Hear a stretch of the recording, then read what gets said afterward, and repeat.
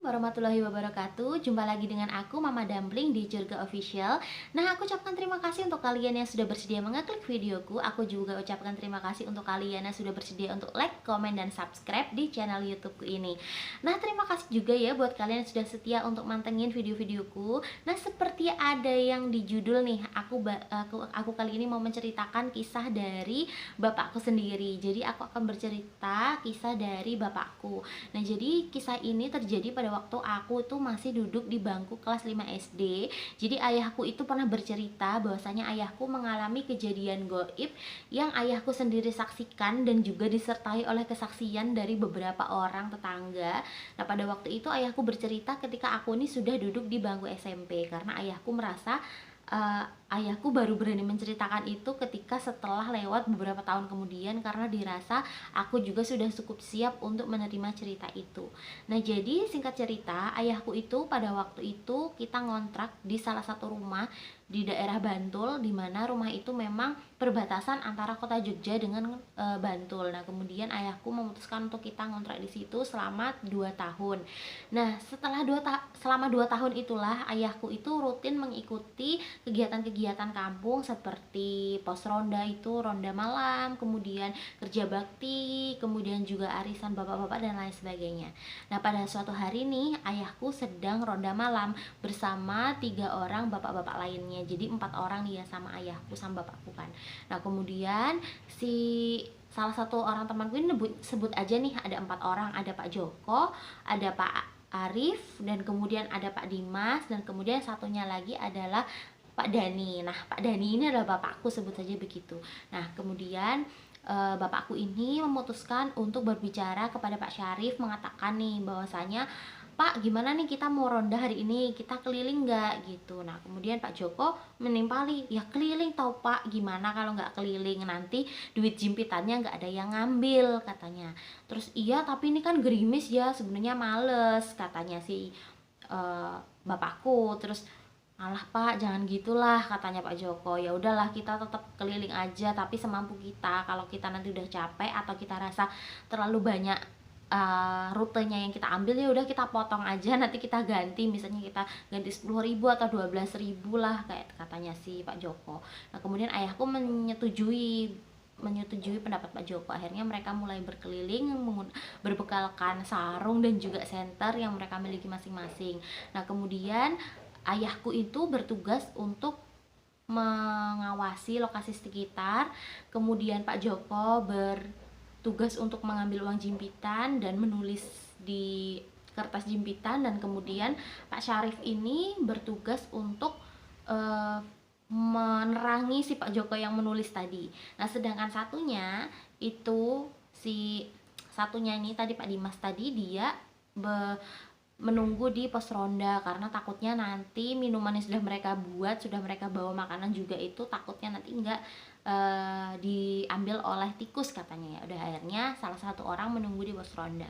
Nah, akhirnya setelah ayahku dan juga 2 orang temannya tadi berkeliling, semuanya terlihat aman, semua terlihat tidak ada masalah apapun, sampai akhirnya Pak Joko mengajak mereka untuk turun ke bawah, alias jadi kampungnya itu ada di atas. Nah, kemudian turun ke bawah dari kampung itu, dia itu namanya Kampung Ledok, atau kampung, istilahnya kalau bahasa Jawa ledok itu kan seperti sesuatu yang di bawah ya, cekungan. Nah, seperti itu. Nah, akhirnya dinamakannya ledok. Nah, akhirnya si ayahku tadi beserta 2 orang temannya, Pak Joko dan Pak Syarif, datanglah ke ledok tadi, kemudian mengambil jimpitan satu persatu dari rumah ke rumah, dimana masih bagian mereka tuh masih satu kampung gitu kan, akhirnya diambil. Nah, kemudian sampai di pertengahan jalan Pak Joko bilang, aduh Pak Dani, Pak Syarif, gini nih, saya lupa kok saya lewat sini ya katanya. Itu di sana tuh ada bekas sendang katanya. Jadi di sana itu ada bekas 4 sendang, tapi 4 sendang itu udah nggak aktif katanya. Nah, kemudian kata orang di sana itu banyak penunggunya, tapi ya kita berani nggak nih lewat sana katanya. Kalau kita berani lewat ya sudah kita lewat, kalau kita nggak berani kita mundur aja Pak, muter balik. Nah, kita kesepakatan aja, kalau saya ya kalau temennya berani saya berani kata Pak Joko, tapi kalau kalian nggak berani ya saya juga nggak berani. Nah, kemudian bapakku ya dan Pak Syarif mengatakan, alah itu mah cuma apa, katanya udahlah kita berani aja biar kita juga cepet bisa pulang ke pos ronda, karena daripada muter lagi kan mendingan kita lewat situ udah deket, katanya. Ya udah, akhirnya mereka bertiga memutuskan untuk berjalan lah melewati sendang itu. Nah kemudian ternyata di samping sendang itu ada sebuah masjid memang, tapi masjid beda kampung, jadi masjidnya punya si kampung Ledok tadi. Nah kemudian Pak Syarif ini merasa ada yang meniup di telinganya, kayak gitu, meniup di telinga Pak Syarif. Nah kemudian Pak Syarif mengatakan, apa ini ya, kok seperti ada yang meniup di telinga aku. Nah kemudian ayahku mengatakan, wah itu paling cuma makhluk yang lewat aja, katanya. Biasa kalau makhluk lewat suka kayak gitu Pak Syarif, jadi jangan kaget. Pokoknya selagi dia tidak ganggu, selagi dia tidak menampakkan diri, kita nggak apa-apa, kita santai aja gitu, dia nggak akan mengganggu.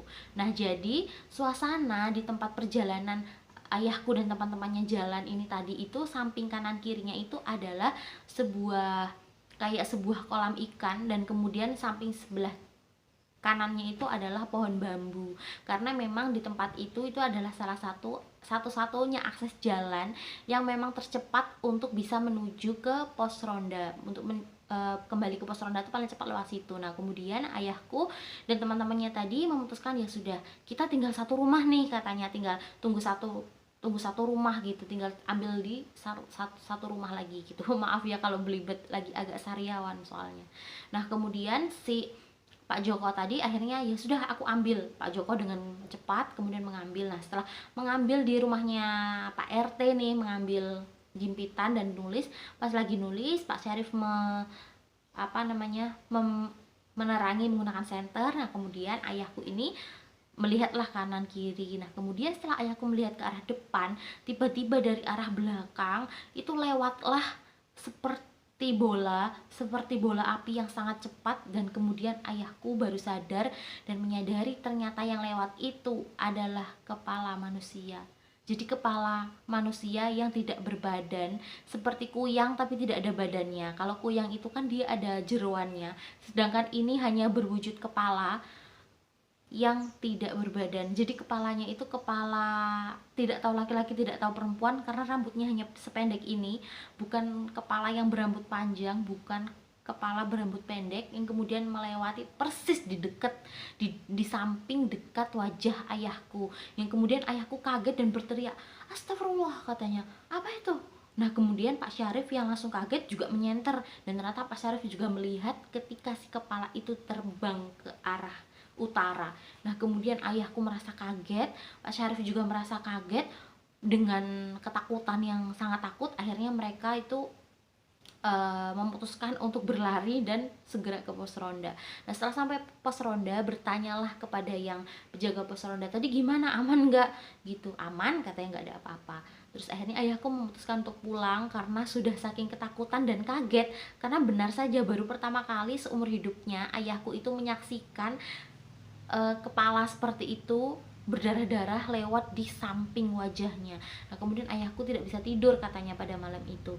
Akhirnya ayahku memutuskan untuk bercerita kepada teman kantornya di pagi hari, yang katanya teman kantornya itu bisa juga kayak gitu, bisa mengetahui makhluk gaib dan bisa mengidentifikasi dia itu asalnya dari mana.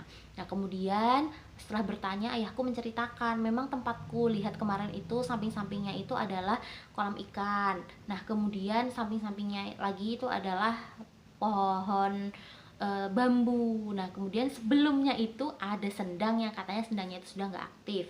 Nah kemudian si teman ayahku, Pak Bobi namanya, menceritakan bahwasanya, oh jadi gini mas, itu tuh sebenarnya memang penunggu sendang itu. Nah dia itu tugasnya setiap malam ya beroperasi, jadi dia tuh nggak ganggu. Tugas dia itu nggak mengganggu kalian, nggak mengganggu warga kampung situ. Dia hanya beroperasi aja, mengitari daerah situ supaya daerah situ tuh aman. Karena ternyata sendang itu dulunya adalah sendang pemandian putri Raja Mataram yang diasingkan. Jadi ini nggak banyak orang tahu, katanya. Jadi dulu salah satu raja dari kerajaan Mataram itu memiliki putri yang ternyata berkebutuhan khusus, dan akhirnya dibuatkanlah sendang khusus yang pemandian dia itu ya di situ. Jadi ada 4 sendang di situ. Nah kemudian si tugas dari si kepala tadi, ia melindungi tempat itu, dia hanya menjaga aja, jadi memang tempatnya dia di situ katanya. Nah kemudian ayahku yang sudah agak lega, merasa berarti dia tidak mengganggu, akhirnya merasa aman dan nyaman. Nah terus kemudian ayahku menceritakanlah kepada warga kampung yang ternyata selama ini warga kampung itu salah paham dan menganggap bahwasannya itu adalah sebuah pesugihan kuyang atau sebuah ilmu hitam yang digunakan oleh seseorang untuk mencapai sesuatu. Nah ternyata bukan, ternyata kepala itu bukan pesugihan atau juga bukan milik seseorang, karena memang dia itu ya hanya bertempat di situ, dia hanya menunggu di situ. Nah itulah ya sahabat semua yang bisa aku ceritakan, pengalaman dari ayahku melihat sosok kepala terbang gitu di malam hari. Nah mungkin pelajaran yang bisa kita ambil juga seperti di video sebelumnya aku mau menyampaikan, dan aku akan terus selalu menyampaikan kepada kalian bahwasanya janganlah kita itu berpikir negatif atas sesuatu hal yang kita tidak tahu dasarnya, kita tidak tahu sejarahnya, kita tidak tahu latar belakangnya.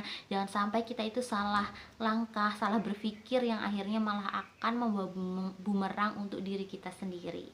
Nah mungkin cukup sekian videoku kali ini. Mama Dumpling pamit. Assalamualaikum warahmatullahi wabarakatuh.